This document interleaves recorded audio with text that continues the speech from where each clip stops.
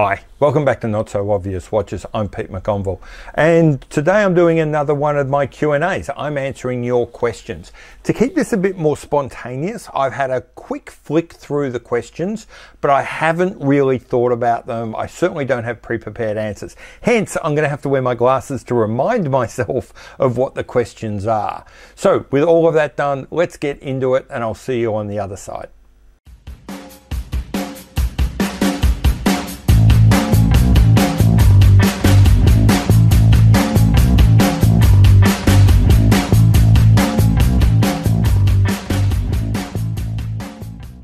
Okay, so question number one from the Paris Watch Matrice. Started to listen to a few podcasts. What can I recommend? And what other content did I discover around horology during lockdown in Melbourne? Okay, this is a tricky one. As a YouTuber, I tend to skim pretty much everything. I will listen to Hodinkee and Worn and Wound and SoCal and Scottish watches, and you know what? If there's a watch podcast or YouTube channel, I am probably a subscriber. Now, a lot of them, all I do is I flick through really quickly, see what they're talking about, and then move on. As a result, it's really difficult for me to recommend anyone without recommending everyone. So I can't really help you there. Maybe that's what I would suggest you do. I'd suggest you throw open the doors, give everyone a try, and don't try and pick a winner. Be prepared to listen to any podcast that you find interesting. Okay, so Jacinta and Arthur asks a question. Oh, I've never heard of my thoughts on FPJ as a brand. Give me a hot take.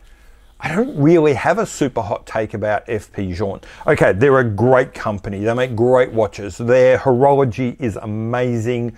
One of the things I love about them is a lot of these really high-end haute horology watch companies get so sucked into the craft, they lose sight of the art of making a great watch. You know, you get fairly straightforward, simple designs done extraordinarily well, but without a sense of reaching for the stars. I love FP Journe because they definitely reach for the stars from a design and art perspective. And they've got a really singular voice, and FP Journe doesn't look like any other watch. So look, great horology, great vision, great voice, great design. Just not really for me. Personally, they're a little too ornate, a little too flowery, a little too Art Nouveau for my style. But, you know, that's my hot take on FP Journe. Okay, so Sean Sankey asked the question, that's right. How does Breitling in 2020 top what they've done in 2021? Okay, so this is interesting because I've already done a prediction video for something they're releasing in 4 days. So it could well be that what I'm proposing actually comes in this year.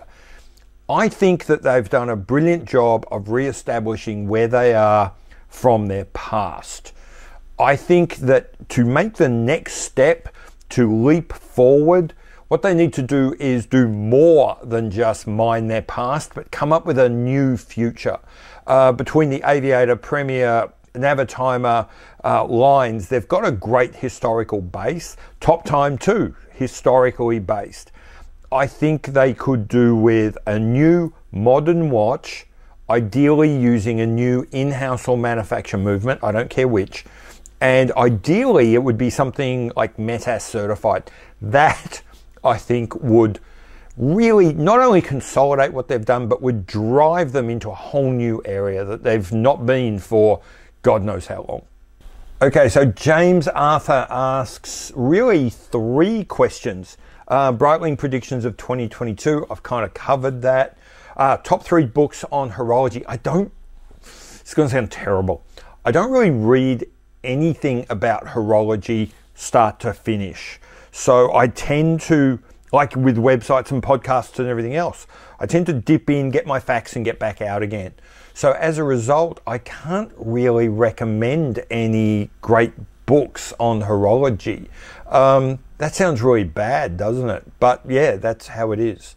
What was your last question? Your last question, what outlier brand would I like to see come to Australia? Union Glasuta. Everyone makes a big deal about Hamilton, and Satina's getting a bit of like airplay these days from Swatch Group fans. But you know what? Neither of them do anything for me.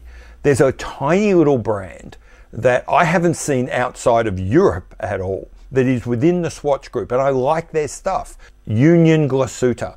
I think I would love to see them come to Australia. Okay, so what's up next? John, that's right. Do I think we're in a bubble for luxury watches and caused by excessive money not being spent on travel, etc.? Okay, no, I don't. To cut to the chase, I think I'm perhaps going against the tide here, but I've been pretty consistent on this. Watch brands have been saying for a decade that they want to drain the swamp of the grey market. They want to get hold of their distribution. It's been written in so many reports, you know, by independent consultants like Deloitte, etc. But everyone has always said the trouble is that's going to cost a lot of money. They're going to have to like pay people to lay off employees, pay ADs when they let go the contracts, all of that sort of thing. COVID gave them that circuit breaker. And what did they do? They fired about 3 to 6% of their workforce. They cut away a lot of their ADs. They built up their internal boutique and online agencies. They shredded, they got rid of a lot of their catalogs.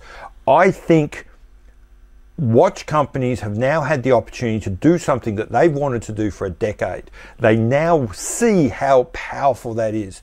I think that there is next to no chance of the bulk of the industry going back to the way things were. Now, that said, as COVID winds down, people start traveling, a little bit less money being spent on luxury goods. Sure, the pressure will come off a little bit, but if you're thinking we're going back to the days of 20 and 30% discounts at Joma Shop for name, high-end brands, I wouldn't be holding my breath. I don't think it's going to happen. Okay, next question is vegan dinner. Oh, that's right. Tudor have stopped production of the North Flag and the Ranger. Do I think we're going to see a replacement? In a word, no. If it doesn't start with the words Black Bay, you're not seeing a new watch out of Tudor. I would be stunned if we saw anything out of Tudor that was not a Black Bay. Now, we might see the occasional extension of an already existing line. So yes, the Pelagos wasn't killed, so it got an extension. Some of the other brands or collections like the Royal probably won't get killed. There might be new Royals, but would there be a new collection like the Ranger? No chance whatsoever. I think Tudor, I'll go back a step. Every single Rolex bar one is a member of the Oyster Perpetual family. If you open up and look at the actual model names for Rolex, it'll be Oyster Perpetual Explorer, Oyster Perpetual Cosmograph, etc., etc. You get my drift. I think that's the direction Tudor's going to go. In the long run, everything will be Black Bay something. It's worked for the big brother company. It's going to work for the little brother company. I think chances of seeing a new Ranger, 0. Okay, Watchhound Bernardo. If I could sell all my watches hassle-free for my money, would I restart my collection? Absolutely not. I have a huge, I'm going to say an advantage over most of the people in this hobby. I came to it later after having been a collector of a number of other things and having at the end of a fair bit of self-examination. So I knew who I was as a collector, as a person, I knew what my tastes were almost from the moment. In fact, no, that's not true. From the moment I knew I'd be a collector, which is when I bought my second watch, I started plotting out what I wanted my collection to be. And I've been working to that really for the past 5 to 6 years. So whilst that's evolved, it hasn't really changed radically. So to dump all of that would be to just, essentially it would just be trashing 6 years worth of work. So no, I have no intention. What I should say is, by the way, I'm not a churner. My collection only goes in one way. It only gets bigger. I'm building a collection. I'm not owning a couple of watches. So no, I would never get rid of the watches I've got unless I'm just getting out of the hobby altogether. So now I've got, I think it would be said, pay 898. Basically, what do I think of titanium watches? And now that Rolex is using it in a prototype, do I think everyone's going to want to follow Rolex? I'll address those in two parts. I love titanium watches. I've got a couple myself. I think it's a brilliant material, light, strong. You can do some great things with it. So yeah, I love it. I think it's a brilliant thing. Second part of the question. Okay, I disagree with the fundamental premise of that question. Rolex hasn't been a leader in watch design in perhaps 30, maybe 40 years. I mean, the only watches that Rolex have introduced in the 2000s have been the Sky Dweller and the Yachtmaster 2. So it's not like anyone's copying those. Everything else is, frankly, as I said, Rolex is a leader of business and is a leader of bracelets, but certainly not a leader of watches. Hasn't been for, as I say, many decades. As far as who would lead titanium, I think Grand Seiko has definitely got that nailed. I mean, they have probably shown more than anyone else what that material is capable of. And if you were going to give anyone credit for kind of the resurgence and the recurrence we're seeing of titanium, you would have to point to Grand Seiko or Breitling, who's put out a couple. I'm pretty sure Omega's done quite a few titanium watches. No, from that point of view, if Rolex do adopt it, they're following the hype train they're following the path others have laid. They are not a trailblazer here. Okay, so Jay Burgess asks, is it possible to estimate how much money Rolex made from their sort of free appearances in some of those early Bond movies? Okay, is it possible to estimate? No. Can I guesstimate? Yeah, I suppose. I reckon they made bugger all. I don't think it had much effect on them. And this is my logic. Everyone thinks that because Rolex is big now, they must have been big forever. But we're talking here, what, Dr. No was 63, I think. The rest of those movies are through the rest of the 60s. During that time, Rolex was just another watch company. Yeah, bigger than most, but not the biggest. Certainly not the behemoth we think of now. They didn't come out of that period and into the 70s huge and swamping the world. They did okay out of it. It's just that when the quartz crisis came and everyone else fell at the first gate, Rolex kept their feet, and Steve Bradbury style managed to come through and win the gold, and then have held that position ever since. So I really don't think that those, now in retrospect, they've used those early appearances to further buttress those that commercial success. So maybe, in the 2000s, what they did in the 1960s is kind of helping to support that narrative, but in the long run, I don't think it really made much difference. Okay, Yashar, what do I think of the new Black Bay Chrono with the Breitling movement? Need a review on the watch. I've seen hardly anything about it. You're right. Which is really odd, because when it came out, everyone swooned over it, but I don't remember seeing much of it. Maybe there's something in that. Okay, my thoughts on it. I thought it was a bit bland. I thought it was a bit easy. It is a very attractive watch. It's a classic Black Bay. It's a very good reinterpretation of kind of that generic mid-century modern Rolex-inspired design. So there's nothing wrong with it, but maybe the reason we're not seeing that follow through is because there's not a lot to love either. But then on the other hand, a lot of great looking chronographs this year have come out and got huge buzz and then drifted away. So maybe I'm being unfair. Maybe it's just a general chronograph thing. I really don't know. What do I think of it? I've probably told you. I think it's like a lot of Black Bay designs. I think it's perfectly pleasant, but there's not enough in it. There's not enough voice. There's not enough vision for me to love it. Okay, so Matt MI, people bought their Rolexes hoping to gain money. We have prices have remained stable.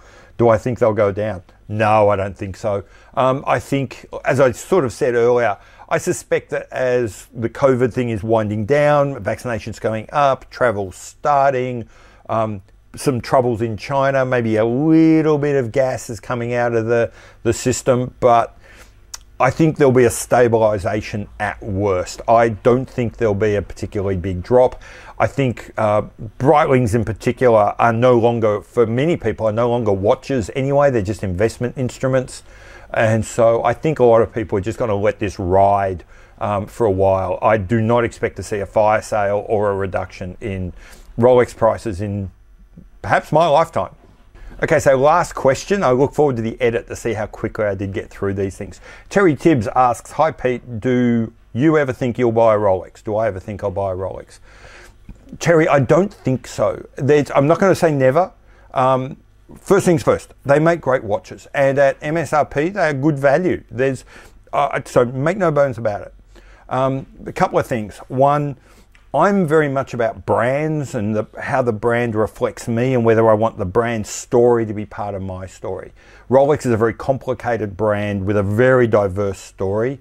But for me, because of who I am, where I grew up, when I grew up, it's very difficult for me to separate Rolex from the 1001 douchebag, characters in plays, movies, books during the 80s and 90s that were given Rolexes. Like if you wanted the character and point out to the world that they were a douche, you gave them a Rolex.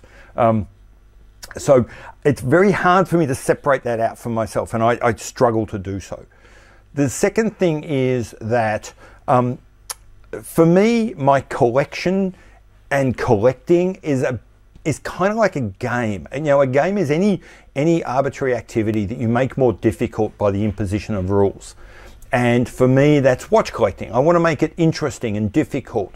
I want to use my knowledge to find value and novelty and greatness in places where other people don't.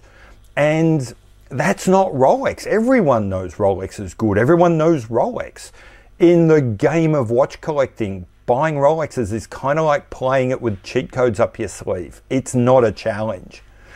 The third thing is, by and large, there's a lot of stuff about Rolex I don't like. I don't like a lot of their watches.